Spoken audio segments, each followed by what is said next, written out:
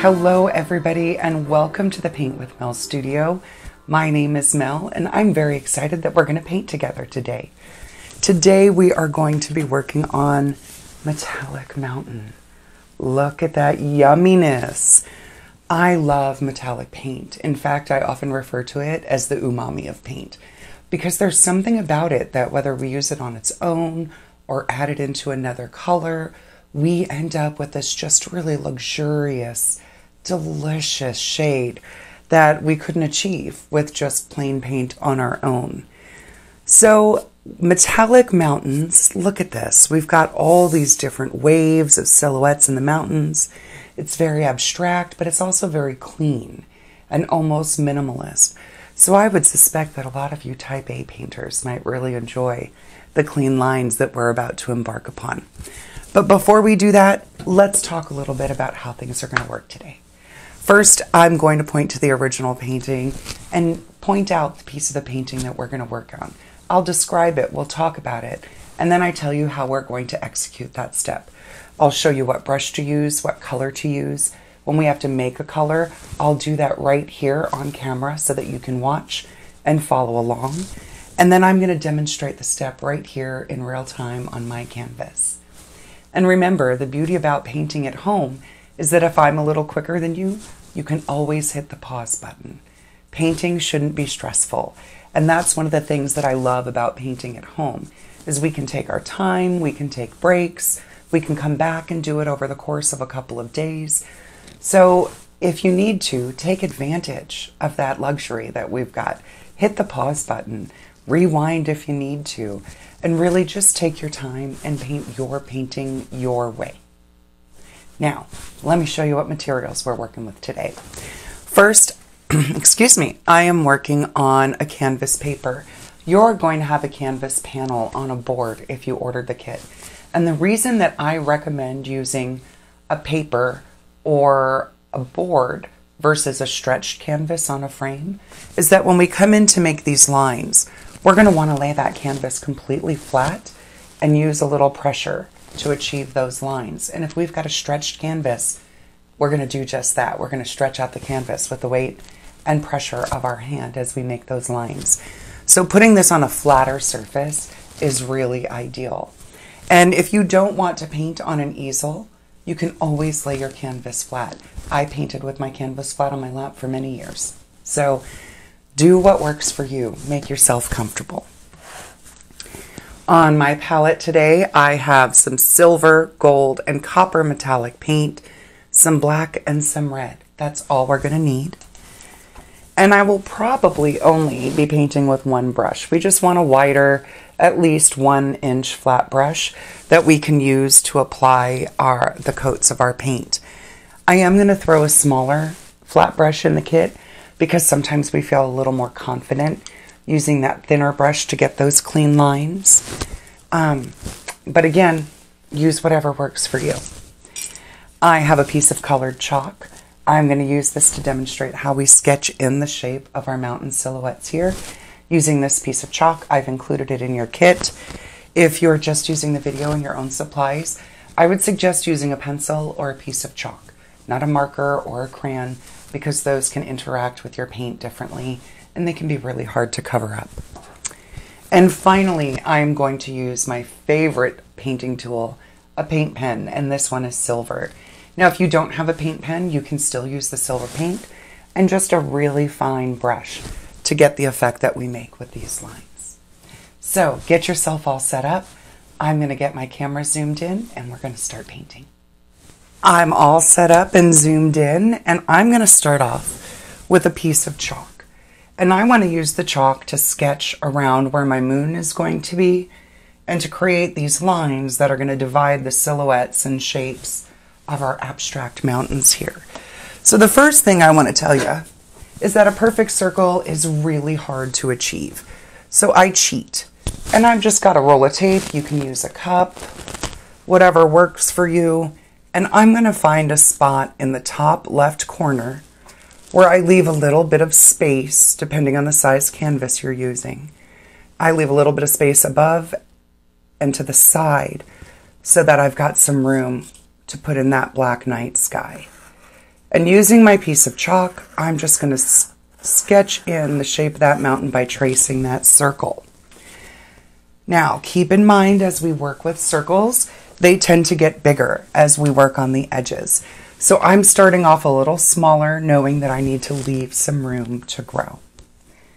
Now, let's talk about our mountains. We have 1, 2, 3, 4, 5, 6 ranges. You can end up with 7, you can end up with 5. You can do whatever you like. It's your painting. Bob Ross tells us it's our universe, and we can do as we like with it. So what I like to do is just sort of alternate the size, the depth, the height, and really let it just be sort of organic. So I'm going to start with this first edge here. Starting on the left, I like to make a curve that sort of follows the curve of that moon, bring up a peak, and then bring that off on the right edge. Now you can make your peak pointy if you want. Perhaps you don't care for the soft curves. You want to make them a little bit more angular. Again, do what you like. So to create the bottom edge, I'm just going to come down a little bit on the left, create another little curve, come up, and then meet over on the right side. And every time I create these mountain curves, they turn out a little bit different. If I wanted this painting exactly as it is, I'd have to make a print, because every time I paint, it's going to turn out a little bit different. So let's follow the next curve. I'm just going to come down a little bit. I'm not measuring, I'm eyeballing these. If you need measurement, it's about a closed hand's width at the widest part, and they get a little bit smaller as we work our way down. But I like to take that pressure off of myself by sort of leaning into and embracing the abstract nature of these curves. So I'm going to come up and bring that to a point over here on the left. And then I'm just going to continue creating these lines until I'm happy with them. Keep working my way down. Everything is going to be just a little bit different. And just trying to be real kind and forgiving to myself. Remember, these are chalk lines. I can always take my dry paintbrush and erase them if I don't like them. That's the beauty about using chalk. There we go. So I have 1, 2, 3, 4, 5, and 6. So at this point, take a moment, pause the video, work your way through, and don't worry about everything being perfect. Remember what I said, we're going to lean into that abstract nature. Chances are, as we paint, some of these curves are just going to slightly change anyway. So I'm not going to sweat it too much. I'll give you a moment to get yourselves all sketched in and meet me back here when you're ready to start painting. Okay, before we begin painting, the first thing I'm going to tell you is that this painting has 2 coats on it. In order to get that really solid, lustrous color of those metallics, I took advantage of the fact that I was painting at home and had the time and ability to put on 2 coats. We're using acrylic paint. It'll dry fairly quickly. And if you've got a blow dryer handy, that always helps. You can hit each layer with a blow dryer and then just put on your second coat. So we're going to start with our big brush right here. That flat brush, you can have a large filbert, whatever works for you. You just want something nice and wide. And to pick up my paint, I always pick up my paint from the edge of the puddle and I just push down and pull a little bit away. And I'm going to do that on both sides of my paintbrush. And the first thing I'm going to do is very carefully and gingerly come around the edge of my circle. I know that I'm going to mess with this moon a few more times before this painting is over. So this circle isn't going to be perfect. But what I want to do is create sort of a buffer or a bumper around the edge of the moon so that as I come through and fill in the sky, it's protected. And I'm just going to work my way around using a sweeping stroke. There's no blending to worry about. So all we want to do is get a nice even coat or layer of paint for this step.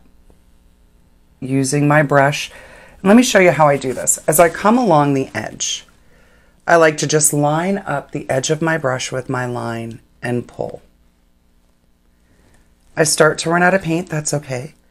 I can flip my brush over and come back. And even use the skinny edge of my brush and just pull along to get that nice clean line. One thing you want to keep in mind is that these edges do not have to be perfect. We are going to be using that silver paint to highlight those edges, and that will resolve and hide a multitude of sins if our edges get a little frayed or they're not quite clean. But I like to start off with a nice clean edge because it makes it a little bit easier. But I don't make myself crazy over it. And I'm just going to put in one nice even layer. Now, depending on the black paint that you're using, you may see your brush strokes. And this is why we're going to do a second coat to get a really nice layer. Think about when you paint your nails. That first layer is sort of a little translucent in some sections and it can be a little bit streaky, but when you apply that second coat, you get that nice solid coverage. And that same principle applies to our acrylic paint today.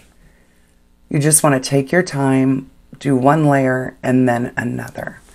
And the first layer actually takes a little bit longer to dry on the naked canvas. The second one will actually dry a little bit quicker. So we've got our black layer in.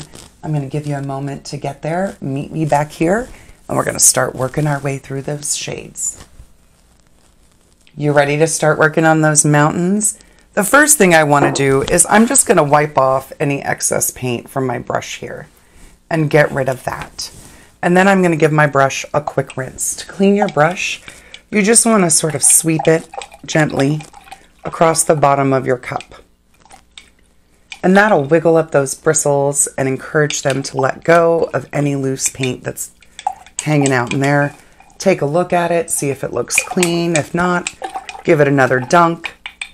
And then I like to drag those edges right across, the bristles right across the edge of the jar. And that'll squeegee out any excess water. And then just give it a pat into my paper towel. Now I can see here on my paper towel that there was a lot of black paint left in that brush. So I'm going to go back in for another dunk. And while I'm at it, you can see my paint water turned black very quickly. If that makes you nervous or uncomfortable, there's nothing wrong with changing out your paint water periodically throughout your painting. If that makes you more confident and comfortable, you're going to have a better time and it's going to contribute to the overall success of your piece. So let's talk about this piece. Let me get this stuff out of the way. And how we're going to work on our mountains. What I like to do is sort of skip sections. So I'm not going to work on the top one right away because I want to give this edge a minute to dry so that I don't end up with blending going on here at the top of that piece.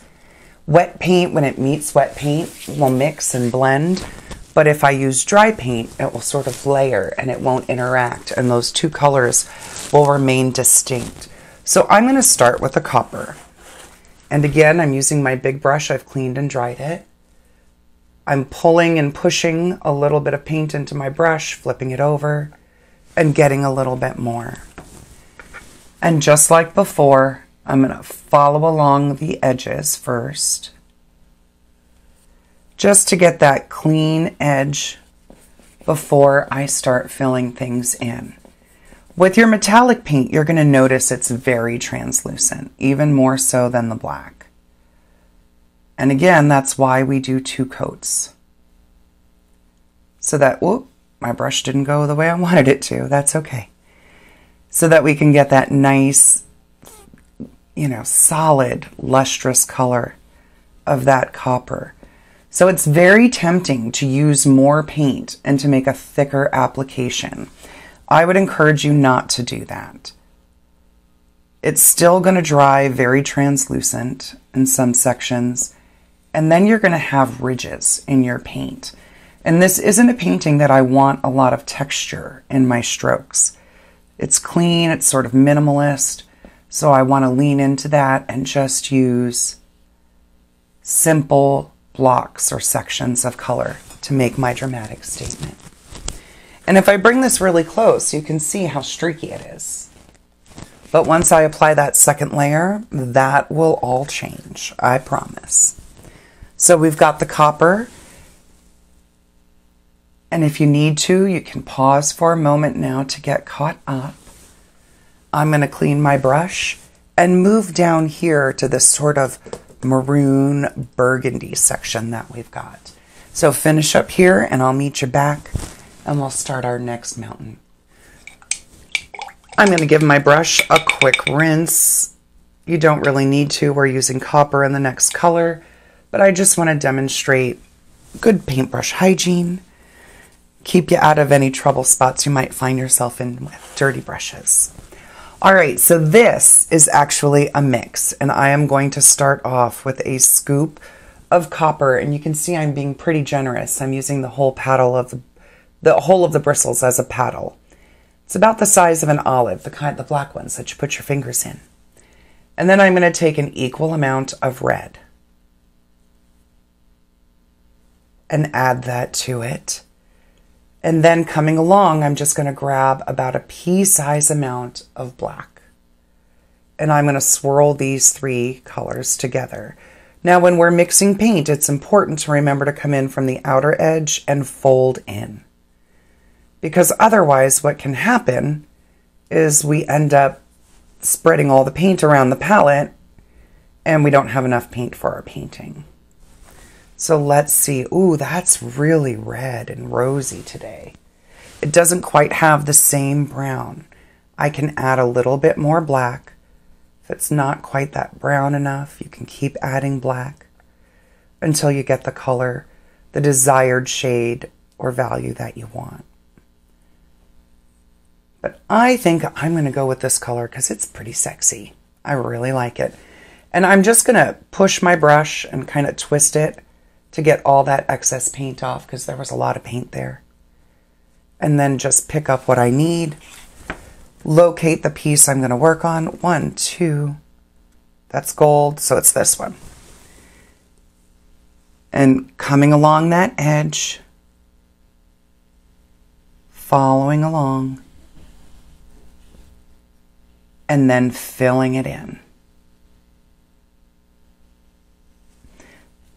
Those edges are a reason that it might be easier for you to lay your canvas flat on the table for this part, because then you can kind of set your hand down and get really good control. Remember, we're going to see lots of streaks. It's not a big deal. That second coat will solve that problem almost instantly. And once I've made my way through, I just kind of gently sweep from edge to edge to make sure I've got good coverage and my brush is sort of picking up any excess paint that I don't want laying around making ridges. There we go.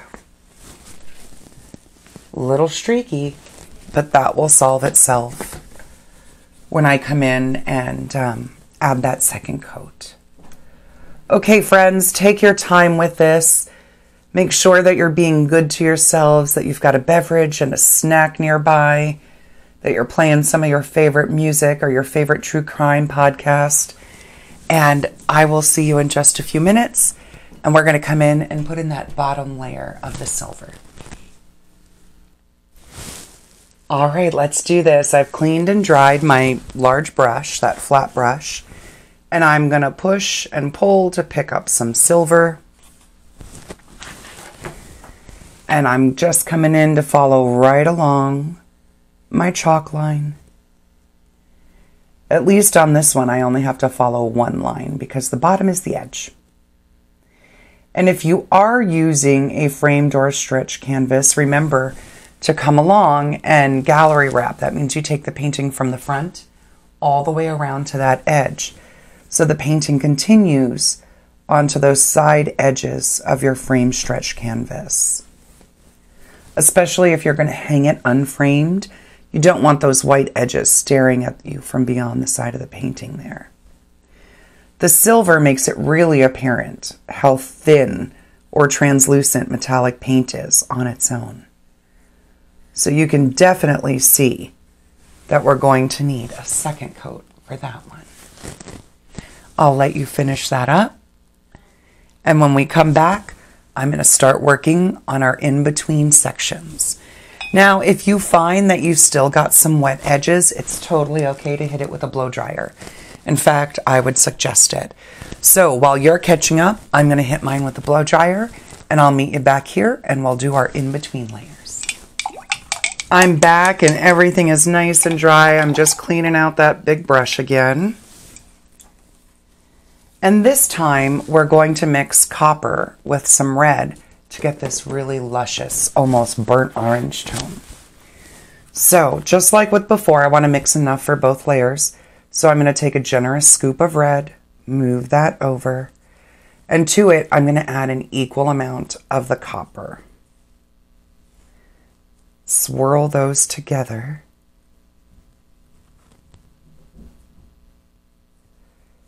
And you end up with this very shiny, almost rosy color.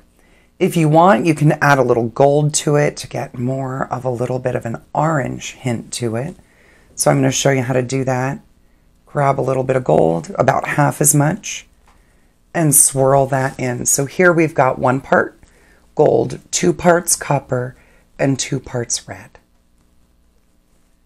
Got that nice and mixed. And I'm going to come in and fill in our empty space. And again, take your time. Take your time going right along that edge. For some reason, I find it a little bit easier to go along the edge when there's a color on the other side. So for me, it felt a little tricky as I was doing those naked spaces with just the chalk line.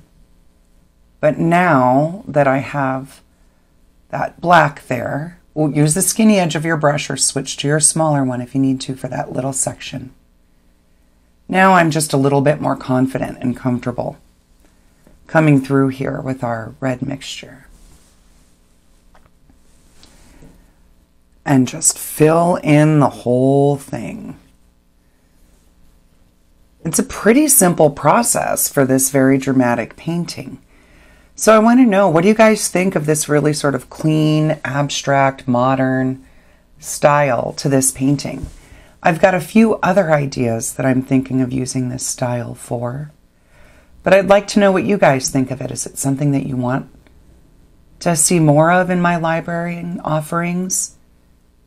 If so, drop a comment, let me know. Oh, and you can always reach me personally by using the chat function on my paintwithmel.com website. So if you go, there should be a little pop-up screen that comes up that says, hey, do you have any questions? And when you type in there, it's me that answers. So if you've got any questions about a painting, or you have some suggestions for things that you want to see me add more of in the library, feel free to reach out to me there. Another good place is my Paint with Mel and Friends Facebook group. If you're not yet a member, please join.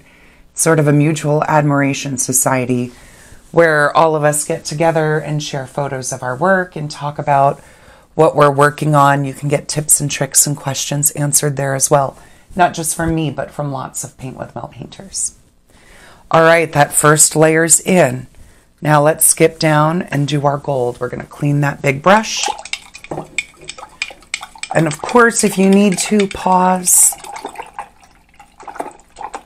I'm going to scoot along, but you take your time. I'm in no hurry. You shouldn't be either. All right. Clean big brush. Let's grab some gold all by itself. And you'll see the gold is very similar to the silver in that it's very translucent, very streaky. My understanding is that, at least for acrylic paint, metallic colors are really like a clear liquid medium filled with the tons of fine, tiny glitter.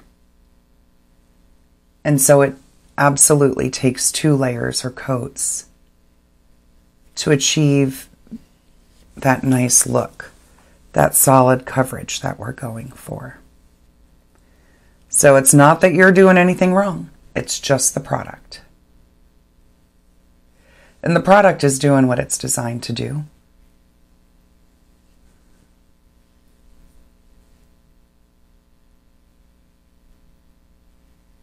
There we go.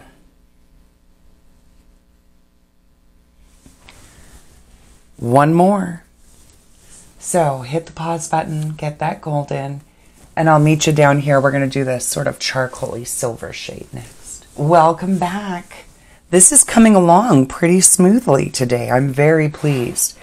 All right, let's make this shade of silver. So for that, I'm going to grab a very large scoop of silver. Remember, we want enough mixed to do our second layer. So big, giant, black olive size amount, the jumbo ones of our silver. And we're going to start with about a pea-size amount of black. And swirl that in, and immediately it becomes sort of like this gunmetal gray that I really like. You can make it as light or as dark as you like. It's totally up to you. There are 50 shades of gray. Pick one of them and go with it. There we go. And we'll get this final one in here. That looks a little light to me. So I'm going to add just a touch more black. I want a little more, there we go, a little more contrast between the bottom silver layer and this one. And what you're going to find is as this paint dries, that's when the shine emerges.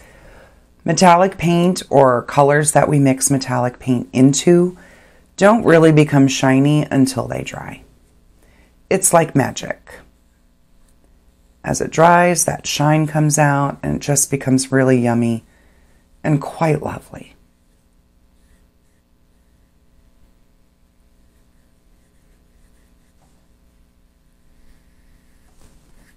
This last little bit, I don't know if you can see, but I didn't stretch my paper properly on this board. So I'm getting a little bit of pucker that I'm having to fight. You should not have that issue, though, on your flat canvas panels.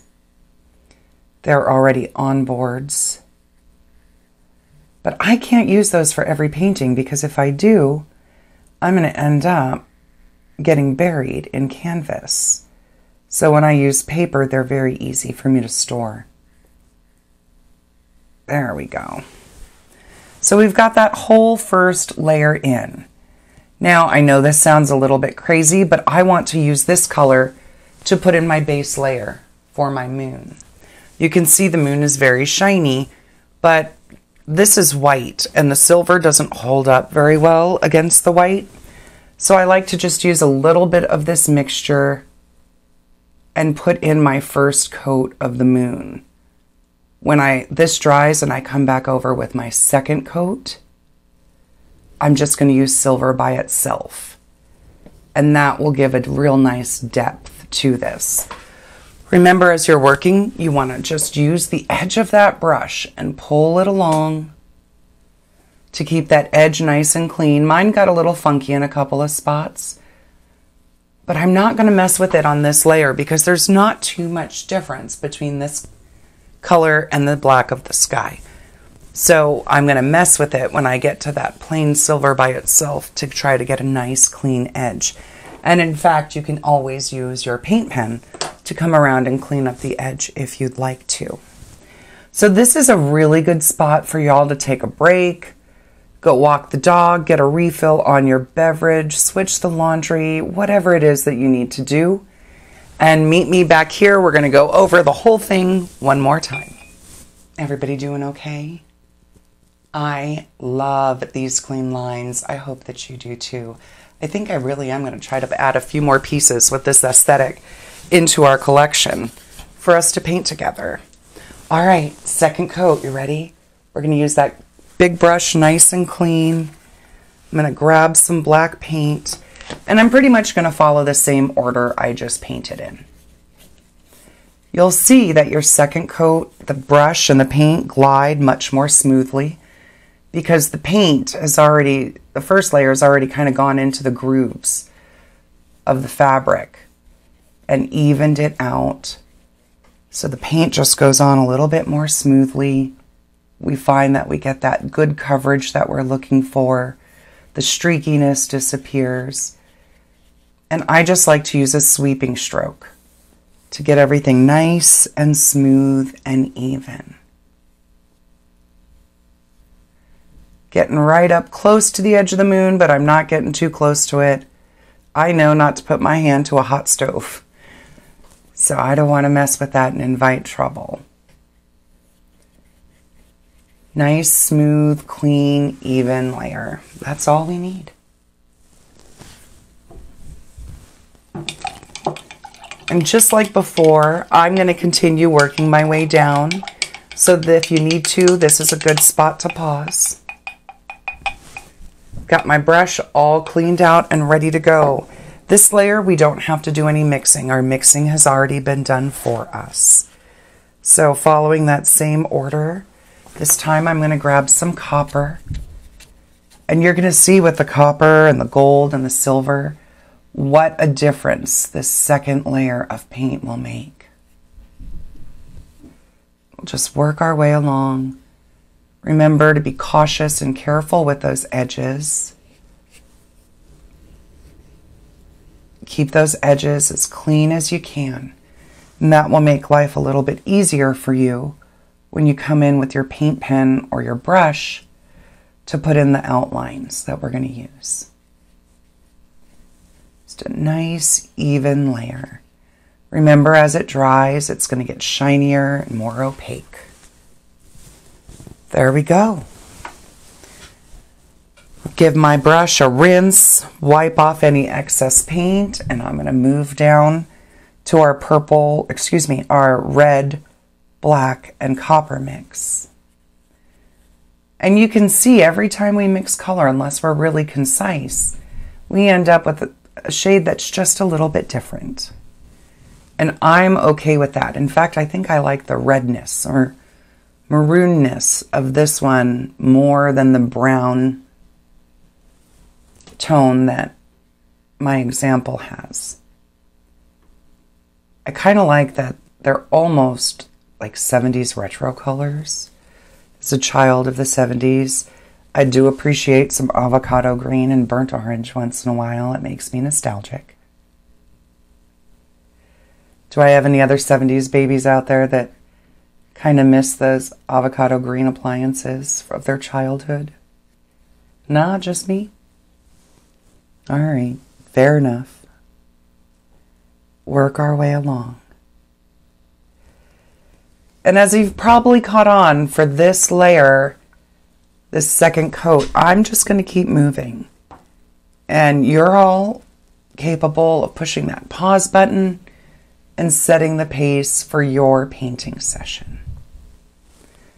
So now that I've got that in, I've smoothed edge to edge, clean out the brush, and come down and do the silver.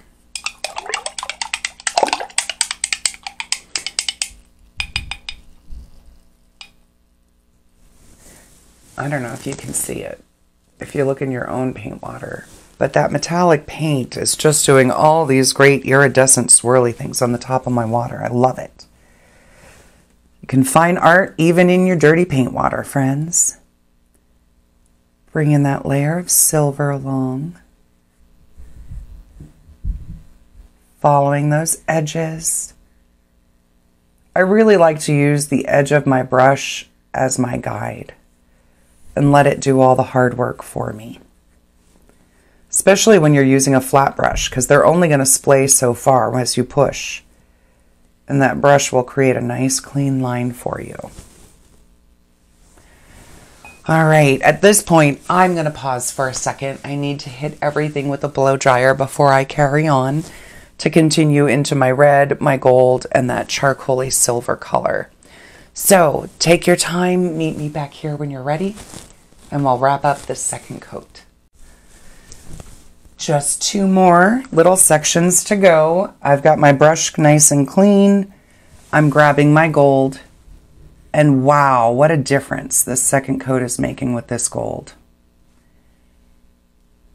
Just making everything much more solid and consistent your brush strokes start to disappear, and you really get a nice, even, shiny gold. I just love metallic paint. It makes my heart so happy.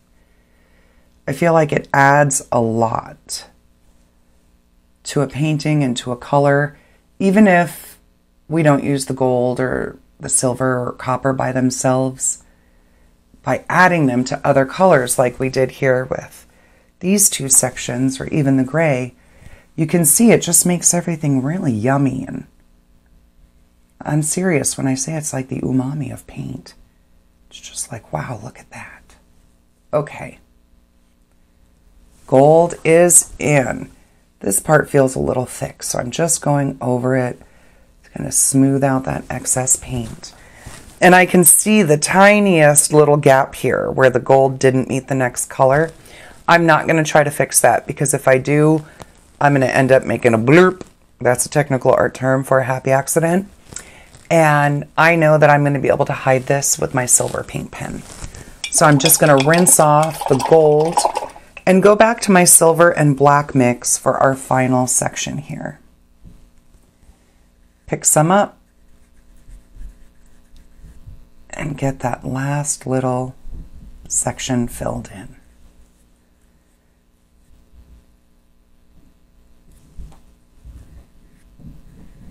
Just sweeping back and forth, trying not to get my bracelet in my paint palette. Whoops.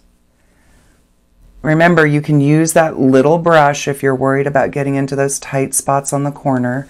What I do is turn and use the skinny edge of my big brush, largely because I'm too lazy to switch. Not gonna lie. I like to keep things as simple as possible. There we go. So we've got that layer in. The final thing that we need to do is come up and work on our sky. And I'm just going to clean out my big brush. And I gave you a little preview earlier. We're just going to pick up plain silver all by itself and put a coat right over. And you're going to see we don't get the streakiness with this silver as we did down here, because we've got that darker tone under it and it just holds up. And in the spots where the silver might be a little more translucent, it sort of adds a little bit of depth. Now, we don't need to worry about adding depth or dimension to this moon. We're not going to shade one side or the other. We're just going to leave it nice and simple, very clean. You could hang this in a mid-century modern house and it would fit right in. Okay, so we've got all of our layers in, and I'm going to give you guys the opportunity to pause here and finish up. When you come back, I'm going to show you how to add a splatter to the sky to get some really fine stars before we start using our silver paint pen. We can put in the bigger stars and we can add our lines. Now for this section, you are going to want your canvas flat on the table. I'm going to flip my camera around and get everything set up so that you get an above shot view, and I'll meet you back here in just a few minutes when you're ready. All right, so I know that I'm sideways here, but that's how it fits best in the frame. So the first thing I want to do is, let me show you on our original. We want to add this fine splatter of stars that are going to be in the background of our sky section. So to do that, I'm going to grab my little brush and I'm going to dip it in the water. Let me bring this around so you can all see what I'm doing. And I'm just going to add some water here, even though it's dirty, to a little bit of the edge of the silver paint. And I want to thin this down and get it really loose. I hope that's showing up there on the camera. Can you see? There we go. Mix a little more paint into it. This might be a good time to get fresh water, but I told you already I'm lazy. I don't want to go all the way upstairs. And I know it's not going to make a big difference, so I'm okay with it.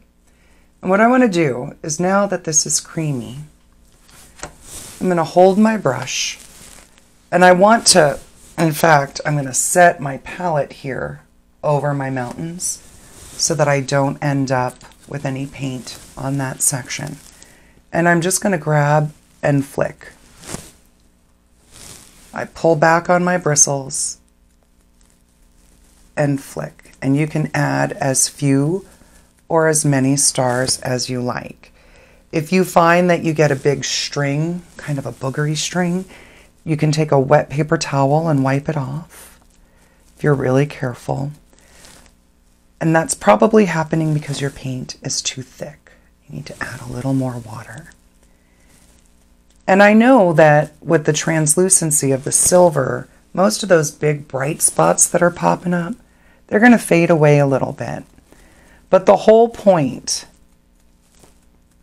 of using this or doing this step is to create different sizes of stars so that we get a little more depth as we're working on adding our individual stars that'll sort of pop out in the sky. So there we go. And at this point, I'm going to let that dry. I'm going to hit everything with the blow dryer. And when I come back, it's going to be time to start working on our lines with our paint pen. Welcome back. We are ready for our final step. Now, if you do not have a paint pen, let me address that first. What you want to do is use a nice fine-tipped round brush. And you can pick up your silver and just come right along and paint a thin line. Now, I have trouble with thin lines like that, so I am going to use my tool, my painter's pen. And the first thing I want to do is shake it. And I want to shake it until you start to hear this little noise. I'm going to put it near the mic. And it'll get louder the more you shake it. That means that the bead that's in there to mix up the paint is moving around and that your paint is going to be well mixed. The next thing I want to show you is that when your paint pen is new, the tip here is going to be yellow or white depending on what sort of felt tip your brand is used. And the best way to get the paint flowing is to just push down. I'm using my finger. You might want to do this on a piece of paper. But I find that just holding it with the tip of my finger moves that felt tip up into the well or reservoir and allows that paint to start flowing. And we're not there yet. Keep pushing. Sometimes I cheat and push it on my table or a piece of paper and just hold that pressure on it.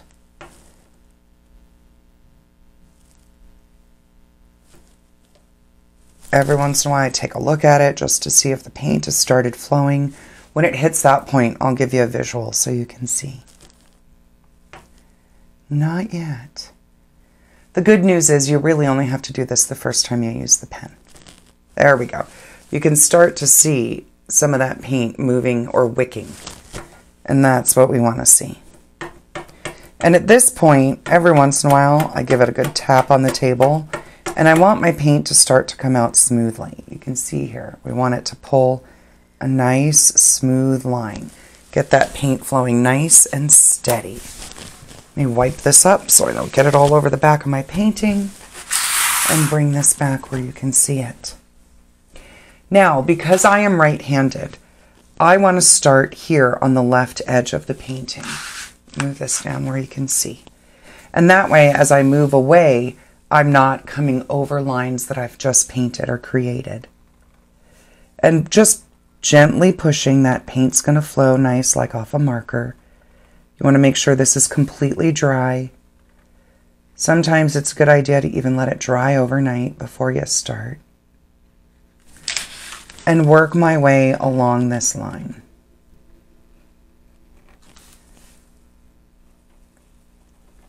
And I like to just give it a push, and then I move my whole arm.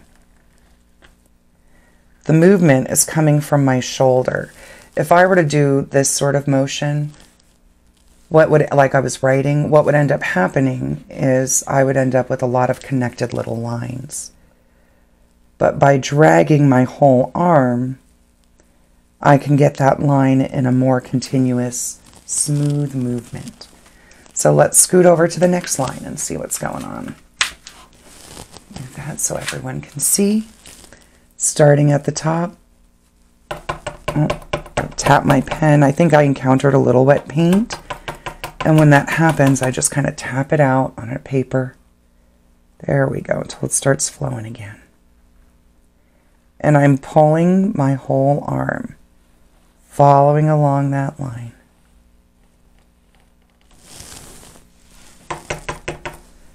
Tap it again once or twice to get that paint moving.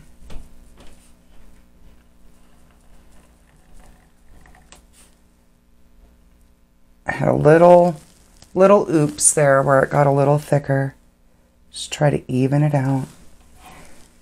But what will happen if you try to make the line perfectly even all the way across is it's going to get thicker and thicker. And that's okay. But if you're type A at all, like I can be, you're going to want to go back through and make every line the same width. And it becomes sort of a chasing your tail situation.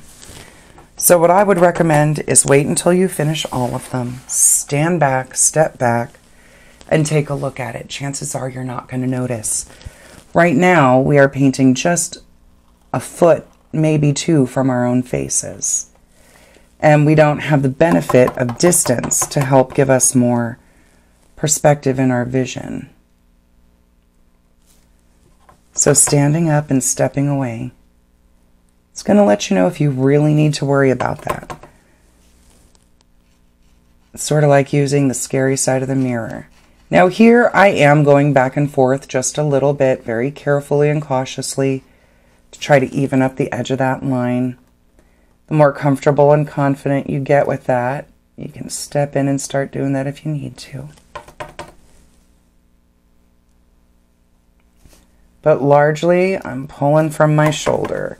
And this paint right here where it met got a little thick, and I have a little bit of ridge, a little bit of texture from the acrylic paint. So I'm just trying to move cautiously and carefully through those spots.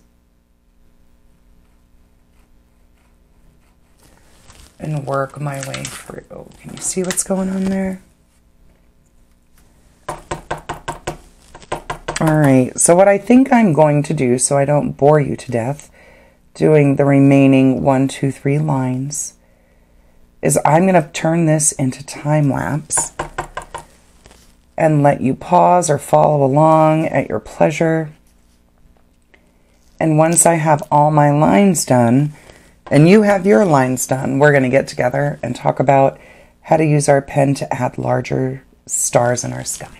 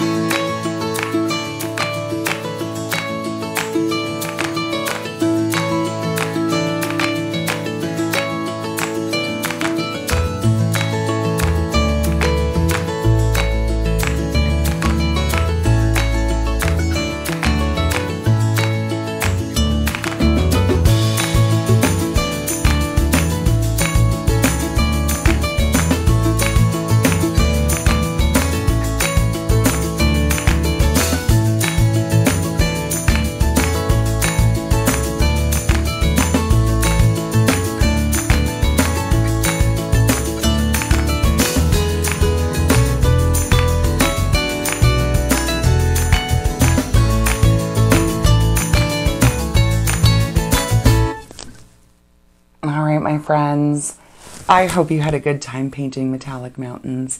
I love this clean, sort of modern but retro aesthetic.